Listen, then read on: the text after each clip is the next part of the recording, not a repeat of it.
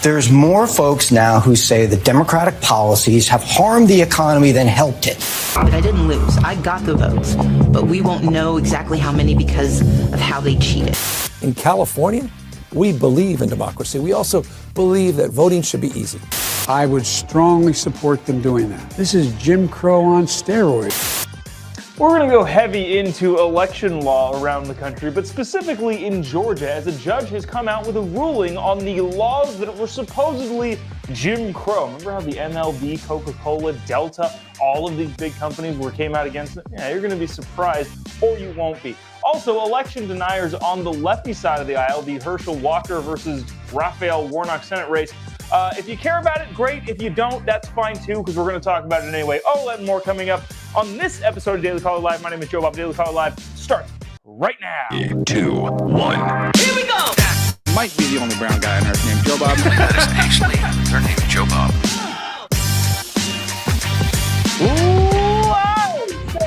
Bunker completely cut off from the outside world, except for you fine folks. My name is Jobob. This is Daily Caller Live. On today, it is October 18th, the year of our Lord 2022. Thanks so much for joining us this morning. Gonna go in on some election stuff. Now, maybe that's interesting to you. Maybe you want more newsy type stuff. I don't know. That's what we're doing. Congress is in out of session right now. They won't be back until the middle of next month, I think, because all of them are in their home states running for re-election, even if they're a billion years old. And therefore, not to say that there's nothing to talk about, because there's lots of Russia-Ukraine stuff. There's a lot of geopolitics stuff. But I wanted to talk about this because I feel like voters need to know some of this stuff and the way that things work and the polling and the election laws and all of that stuff. I thought it was pretty fascinating to take a look at a deep dive into the Senate Georgia race. Now, if you're not familiar with the Senate Georgia race, there's lots of Senate races going on around the country. Alaska's running, Pennsylvania's big, Ohio, Arizona. There's a third of the Senate seats are up every single year, and therefore they're important. Right now, it is a 50-50 split, or technically, I think somebody's retired or not. Anyways, it's right down the middle. Democrats don't have a majority technically, but they do when you count the vice president, who is Kamala Harris. And therefore, these Senate races around the country, whether or not you live in that state, are important. Now, I think I wanted to bring up some of these topics because, 2021, June-ish? When's the All-Star game generally? Middle summer-ish of last year, the Georgia election law made headlines. And we've talked about this extensively. But now there's finally a new wrinkle in the tale of the racist Jim Crow on steroids election laws in Georgia. And I think that's where I want to start. We'll start there. We'll talk about the whole Jim Crow on steroids things yet again, probably the last time. But I do want to, again, make sure that it's well-known and well-documented. If you haven't already, we'd appreciate you clicking the little like button, the little share button. Really, really does help us out, whatever platform it is that you're watching on. But I know we've talked about this before, but I want to play this clip. This was from the recount, a year and a half ago almost, talking about the election laws in Georgia. Again, we'll kind of work all the way around this whole thing, and it's interesting. Listen to how they were describing this, including the President of the United States and also a lot of your big companies, Delta, Coca-Cola, the baseball, MLB, they moved their All-Star game. All of the companies that were in Georgia or based in Atlanta were talking poorly about this election law, and this is how they were discussing it way back when. Check it out. President Biden adding his voice to the calls to move the MLB All-Star Game out of Atlanta in response to new legislation that restricts voting rights in Georgia. I would strongly support them doing that. This is Jim Crow on steroids. Feeling the pressure from black business leaders, activists, and boycott threats, Georgia businesses like Delta and Coca-Cola are now speaking out against the state's new voting law as well. Let me be crystal clear and unequivocal. This legislation is unacceptable. Okay, so a lot of those people, including that Coca-Cola guy, I imagine he is smart, the CEO of Coca-Cola. You can't be a dumb guy and have that job, but at the same time is trying to bend to the will of the woke mob, saying that, this Georgia law is completely unacceptable. Now, here's the interesting thing. Last week, either last week or the early-ish of the month, this kind of flew underneath the radar. Did anybody hear about the judge's decision on whether or not the Georgia voting laws were unconstitutional in any way, shape, or form? You probably didn't. You know why? Because all of that hubbub in the national press about how racist the Georgia voting laws were all fake. Now, we were saying this at the time. This wasn't a shock to anybody. This shouldn't have been a surprise to anybody. But new wrinkle in this story has come out in the last couple days. A federal judge on Friday evening, this is again not last week but the week before, ruled that Georgia's election laws, get this, does not violate voters' constitutional rights, dealing a blow to Fair Election Action, a voting rights group aligned with the Democratic nominee for governor, Stacey Abrams. Now, this is, I think, a 2018 lawsuit that they finally decided on, but a judge finally said, hey, just so you know, the Georgia election law does not violate any of the rights of citizens, which we were saying at the time, but now it's definitive. Also, another big component to this story, the judge in question is a federal judge appointed not by Donald Trump, not by George Bush, but Obama. Barack Obama appointed a judge that looked at the Georgia voting law that the current president called Jim Crow on steroids, and the entire media said, this is unacceptable, and said, no, this is fine. This is a very reasonable law. You should probably have to show your ID to vote. Probably should make sure that you're able to vote. If you don't show your ID at the polls, at least you have to put a verification number in on the mail-in ballot. Yeah, all of this seems totally reasonable. Did anybody hear anything about that over the last couple of weeks? I would guess not, because I missed it in a lot of ways. And therefore, I mean, I like to pride myself on keeping my nose to the ground and trying to bring you all things that you wouldn't hear about. So if I didn't hear about it, I would imagine the majority of America didn't hear about it. Now, here's the other issue. If all of the people calling that law racist a year and a half ago were honest with themselves or were being honest at the time, don't you think that one judge supposedly arbitrarily making the case that the Georgia election law is totally fine, don't you think that if they were being serious way back when, that they would be up in arms now and outraged now? Don't you think that the people that said this is the most racist law to ever enter the country, if Joe Biden said this is Jim Crow on steroids, if all of the people that said this is wildly unacceptable were actually being honest at the time, don't you think that now that a judge has finally ruled against them, they would be a little bit more upset? Or is it the fact that you didn't hear anything from anyone at any point? I would imagine the latter is true, indicating that the former of them saying that this is racist and all that stuff was all false to begin with. Again, probably not a surprise to people watching here. Not really a shocker to us. We were saying it the entire time, but just goes to show you how much politicians and media figures lie about things just to get their point across. Speaking of elections in Georgia, and so I want to move to this too, because I think this is fascinating. I did want to get some California stuff, but I did forget to put it on this list here. And of course, on a day that we are incredibly late, thank you for sticking around. I know we generally are on probably 45 minutes sooner than we went on today. But I forgot to bring on the California stuff, but it's no different. This is the same stuff. Now, I will be transparent here. This is a video from the RNC. You see the little logo there. I wasn't going to try and blur it. I didn't want to try and pretend that this wasn't from the RNC, and I didn't know that. But whoever put it out, regardless of the partisanship of that side, try to be fair here. And at the same time, they have some pretty good compilations that they put out, and I wanted to use it.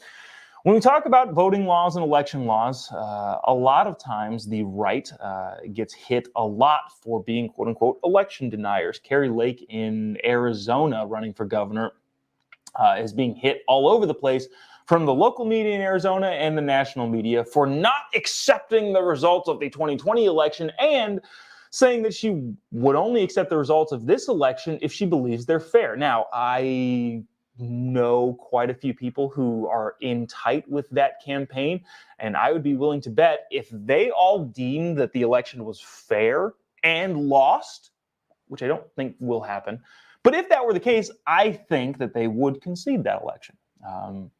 If they actually believed that it was fair and didn't come out ahead, that's what democracy is. Here's the problem is when you don't think things are fair. Now, a lot of times that gets pinned on the right side of the aisle, Republicans, conservatives, whatever you want to call them. It gets pinned a lot of times on them, election deniers. But the RNC did a pretty good job at putting out a video of who... I don't know how Stacey Abrams became the darling of the lefty side of the Democratic Party. It doesn't make any sense to me. She's not super impressive. She doesn't entirely have her stuff together. But they put out a pretty interesting compilation of her not only like tap dancing around denying election results, outright saying to a camera they cheated.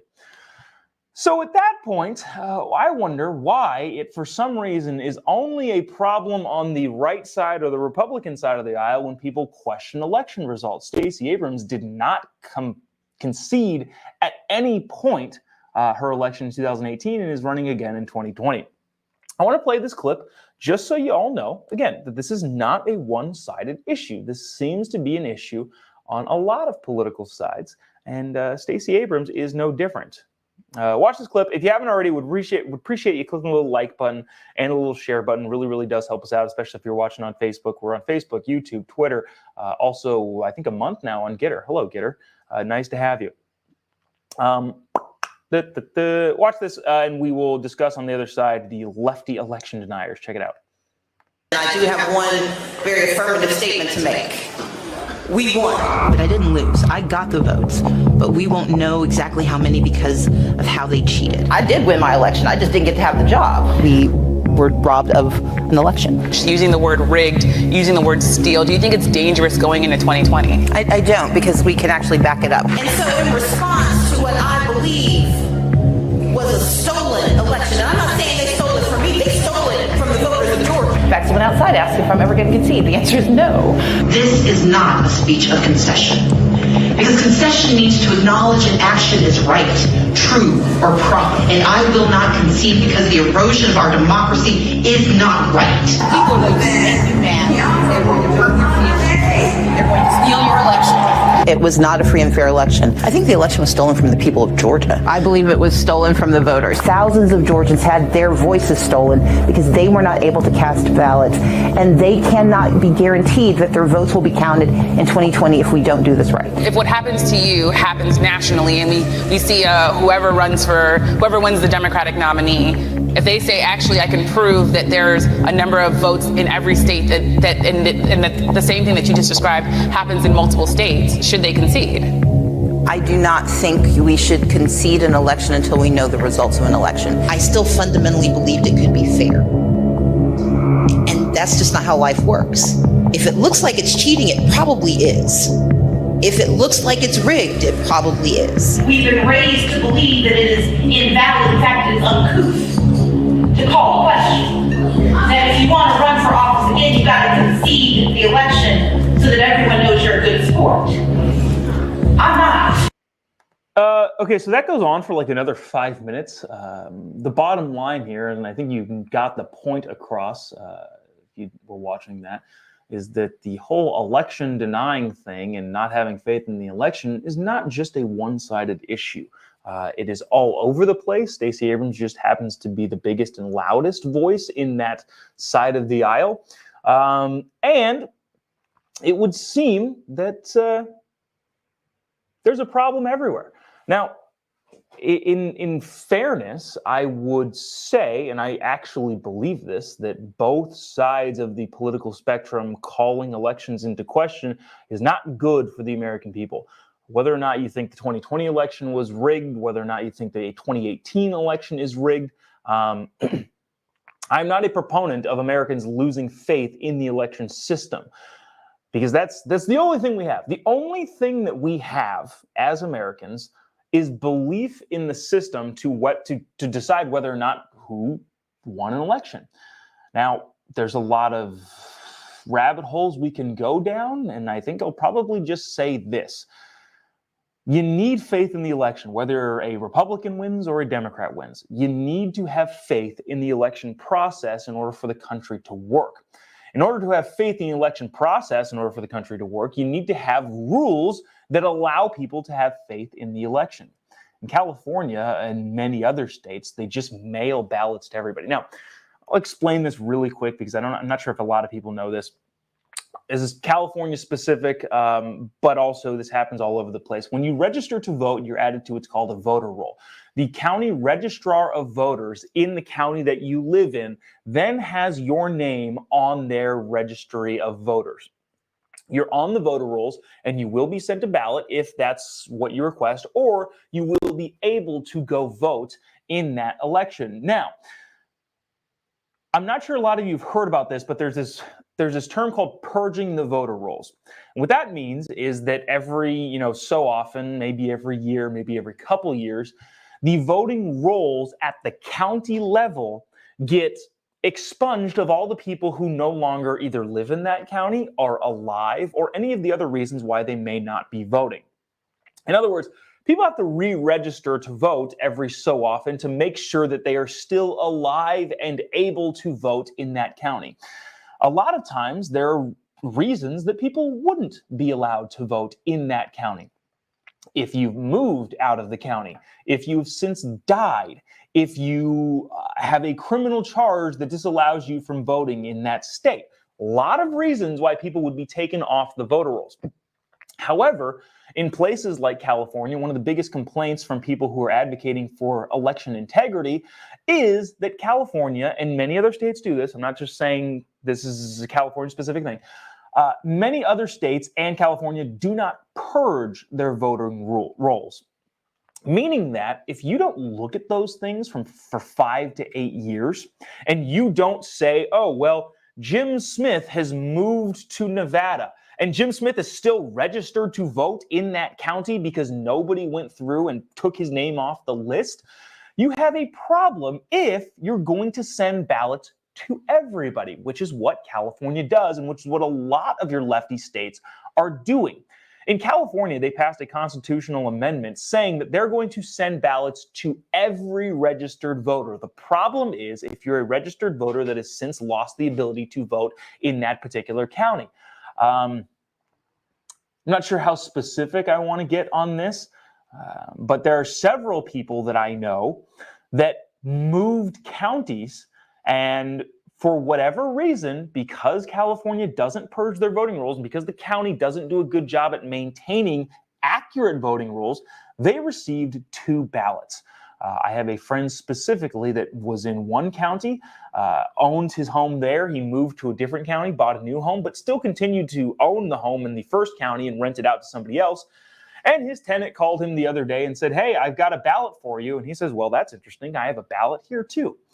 Meaning that there were multiple ballots sent for that one person. And if he didn't know, it's very possible that anybody could have voted with his ballot or turned his ballot in that separate county, and that would have been counted because nobody keeps track of any of this stuff. What I'm saying here is, and the bottom line is, that if you don't have faith in the election process, you do lose the country. And the only way that you have faith in the election process is if all of the rules are concise, they're easy to follow, and easy to observe for both sides of the aisle. I know that was long and rambly and long-winded, but I feel like it's something that people should know. When people talk about purging the voter rolls, that's what they're talking about. And if it's happening in your state where the voter rolls aren't being purged, you have a problem. Without, again, going into detail, in California, there was a guy running for Secretary of State in 2018, a friend of mine, a guy by the name of Mark Moisture. I think he's running for something now, too. But he went and found voting rolls, I believe in Los Angeles County, that said, wow, this is weird. 146 people are registered to this one address. How did that happen? Why did nobody at the county catch this? Why didn't the state catch this? He then took his voting rolls and drove to that location, and it was a dirt lot behind a Starbucks. Again, you have big problems if you don't construct your voting system and your election system in the process that is going to make everybody believe in the results. Big issue. Holy cow, we got a lot of comments during that. A lot of people with well, yeah, a lot of people with some comments. It's pretty interesting. Okay, so let me read through some of those comments while we go to this. Well, you know what? When we talk about elections, we'll talk about this. What do people actually care about? A poll is done across the country about what voters are actually caring about. Let me play this clip about the different demographics and what voters care about, and I'll read some of these comments and see if I can get them on the screen. All right, check this out. This is fascinating. What do people care about in 2022 midterms? Look at worsening views of the economy, Nate. Look at this. 2/3 of people say it is getting worse. And let me show you why. One of the ways people interact with the economy is gas prices, right? You're paying more. You're seeing those big signs up. Back in August, there was some optimism. Majority said, well, okay, they're going down. But look at this. Now, 63% say gas prices are going up in their area. So I asked people, okay, well, let's turn to politics here. Who do you blame for this? What's the reason? Well, look. There's more folks now who say the Democratic policies have harmed the economy than helped it. It's not the only reason they see for this, but they're reasoning out of results, right? Yeah. They're feeling a pinch, parties in power, okay, must be doing something wrong. And then by contrast, they think, well, Republican policies more likely would help. Not good polling for Democrats at all, especially when it comes to what people actually care about, which are, again, kitchen table issues. Every single election comes back to kitchen table issues. What are you talking about around the dinner table when it comes to what affects your family? I would imagine that literally everybody on this stream, everybody out there in the world that does a thing at a place is talking about gas prices going up a crazy amount. Especially in the last couple weeks / the last month. Let me see. There were some people.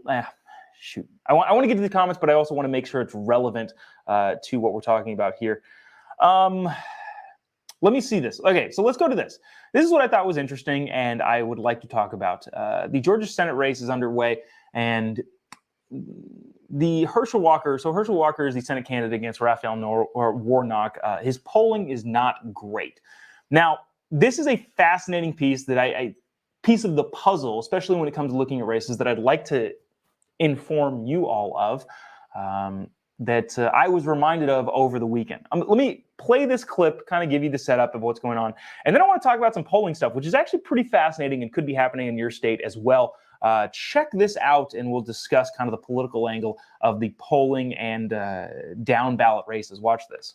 Early voting begins today in Georgia for a pivotal U.S. Senate race. Voters have been responding to the only debate so far between Democratic Senator Raphael Warnock and Republican challenger Herschel Walker. This is one of the contests that could determine control of the Senate for the next 2 years.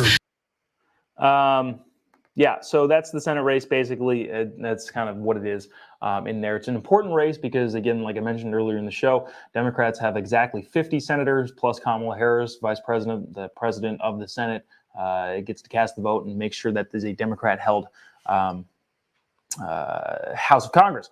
Or, you know what I'm saying. They have the majority currently. Now, that's why these races are super important. Now, it's kind of fascinating. So I was over the weekend, I was at a Turning Point USA event in Newport Beach and got a chance to listen to and talk to Charlie Kirk, who reminded me of something. I'm like, yeah, I know this, but it didn't really equate in my head quite a bit. Herschel Walker in Georgia, and a lot of states too are feeling this sort of thing, but specifically in Georgia, relate it to your state however best you can. Specifically in Georgia, is down in the polling by quite a bit. Without going into great detail, I don't know that Herschel Walker was the best candidate, and I would tell that to his face if he asked or had any questions about what I thought, which I don't think he does. I don't think he's the best candidate that the Republicans could have chosen, but he made it through the primary, because primaries, the whole system is pretty nuts. That being said, he would vote the way that Republicans would want him to vote, which most people would think is a good thing, probably watching this stream. Most people will probably think is a good thing in the grand scheme of things. Is he the best candidate? No. But is there an ideal candidate? Also, no. He's losing pretty substantially in the polling in the Georgia races. However, However, we just played a clip from Stacey Abrams, well, a long clip of her denying the elections, and her basically saying constantly over and over and over again that she does not believe that she lost the 2018 election. Now, I don't know if that's the reason why she's doing so poorly in the polls, but Brian Kemp, the current governor of Georgia, is whacking her up and down the field in terms of the polling and voter turnout. And generally speaking, polling tends to skew to the left because they factor in issue polling, which is useless, and all of this other stuff. Okay, got it? Fine. The governor's race in Georgia, Brian Kemp, the current governor, is polling 12 points, 10 to 12 points ahead of the Democratic contender, which is Stacey Abrams. Now, even though Herschel Walker is losing some pretty significant ground to Warnock in the polling, obviously, polling done by a third party or news organization is not the actual polls. You go to the poll, everybody votes, we all find out together. That being said, people could be worried really a lot about Herschel Walker, given how bad he's doing in the polls. However, because Brian Kemp, the Republican governor of Georgia, is doing so well, the likeliness that you see a split ticket voting that makes up a 12-point gap seems to be very, not rare, but seems to be pretty unlikely. What I mean is that Republicans go to vote for Brian Kemp. Let's just say hypothetically he wins by that 10 to 12 points. You would have to get 10% of Republican voters to flip their vote down the ballot. All right, I'm voting for a Republican for governor, but a Democrat for the Senate.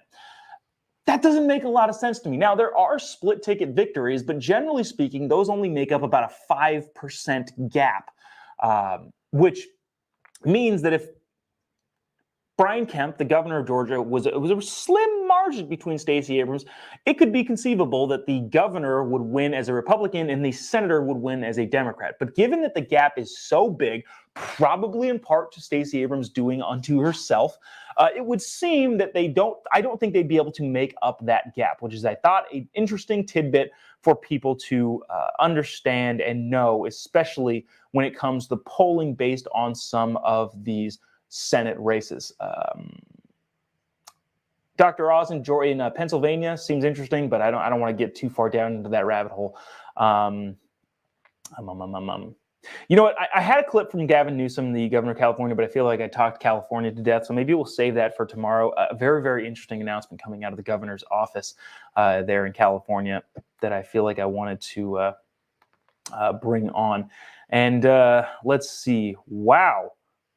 Well, some of these comments are getting heated. Let me see. I saved a bunch, so let me bring some of these up.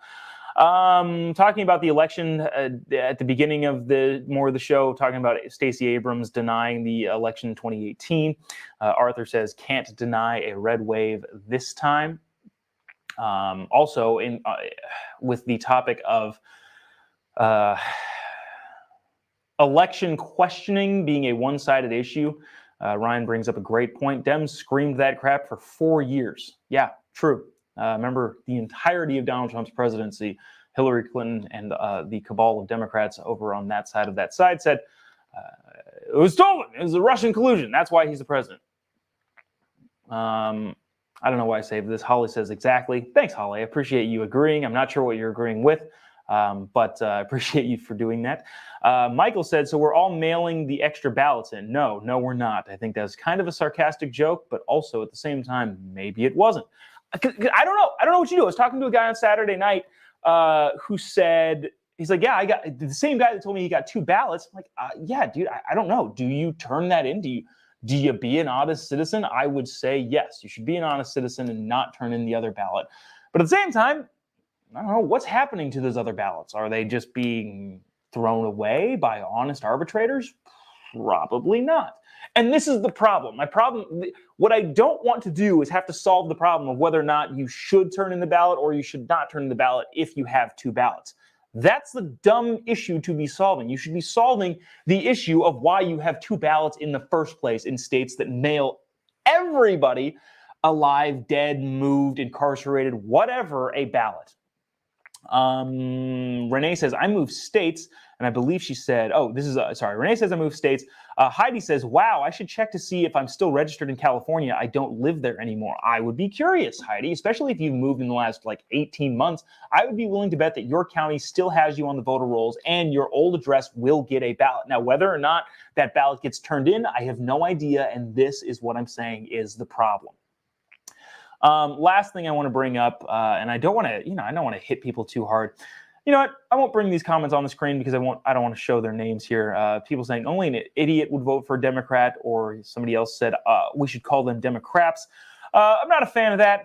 Just so you know, in the comment section, I probably won't bring it on if you say stuff like that.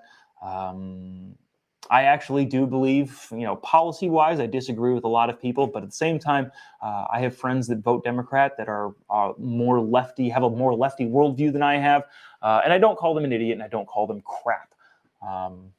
Partly because, well, you know what? Fine, we have time. There's an Abraham Lincoln quote that says something. I'm not going to be able to find it right this second, but it says something along the lines of,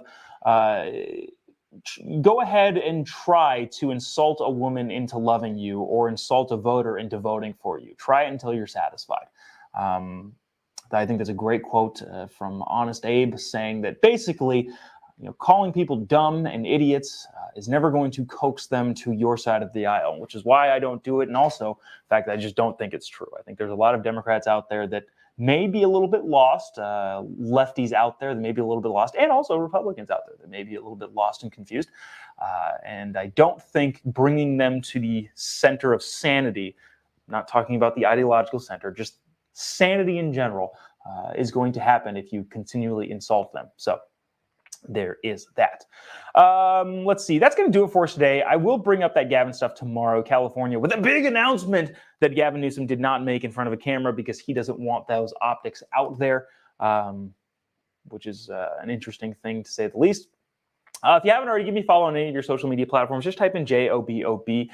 You'll be able to find me pretty much everywhere. Getter, Twitter, YouTube, Instagram, Facebook, Truth, all the rest of them. Venmo. Don't add me on Venmo. That's weird.